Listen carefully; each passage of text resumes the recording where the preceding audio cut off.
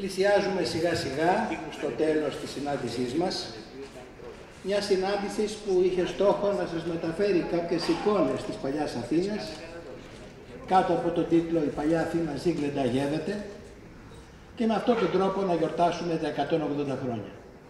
Θα ήθελα, 5 λεπτούλια ακόμη, να σας διαβάσω μία απάντηση που έδωσα στην εφημερίδα Λάιφο σε μία πολύ ωραία ερώτηση που μου έκανε ο Άρης Δημοκίδης.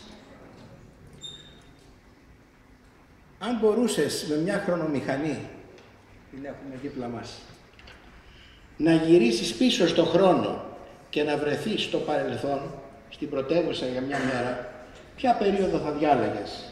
Και απαντώ, σαφώς Μεσοπόλεμος, 1920-1940, τα είχε όλα. Η Αθήνα μας, μια φανταστική πόλη, ένα τέλειο σκηνικό.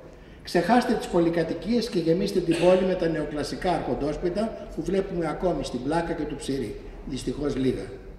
Γεμίστε τη με ωραίους ανθρώπους, τις ατθίδες που αδυνατήσανε, φτιάξαν ωραίες γάμπες και προκαλούσαν αμέτρητους πόθους και συνεπακόλουθα πάθη, τις μηνιές και τις λοιπές προσφυγοπούλες που έριξαν ένα λάγνο πέπλο πάνω από την πόλη, εκατοντάδες εμπόρους, επιστήμονες, βιοτέχνες που ήρθαν από απέναντι και ανεβάσανε τους παλμούς της πρωτεύουσας. Οι μυρωδιές, αχ αυτές οι μυρωδιές, τα σιροπιαστά και τα μεζελίκια μιας άλλης κουζίνας, η διάθεση για ζωή και διασκέδαση σε πείσμα πολέμων και κρίσεων και τέλος μια κοινωνική συνοχή που δεν θα ξαναζήσουμε, φοβάμαι, ποτέ πια. Και συνεχίζει ο δημοσιογράφος. Και πώς θα περνούσες την ημέρα σου αυτή? Πρωί-πρωί κατεβαίνω στη Βαρβάκιο της οδού Αθηνάς να χορτάσει το μάτι μου τα καλούγια της θάλασσας και της γης και να ξυπνήσω για τα καλά με τις τραγουδιστές και πολλές φορές έμετρες αντιλαλήσεις των πολιτών. Γύρω στις 10, γραμμή για το πτεσματοδικείο της Σταδίου, γωνία Σανταρόζα. Όλες οι σκηνές του κοινωνικού βίου εδώ ξετυλίγονται και τις πιο πολλές φορές η Θέμης έχει κέφια. Στις 11.30 γραμμή για το καφενείο του Ζαχαράτου στο Σύνταγμα. Ανωτάτη έδρα πολιτικών επιστημών.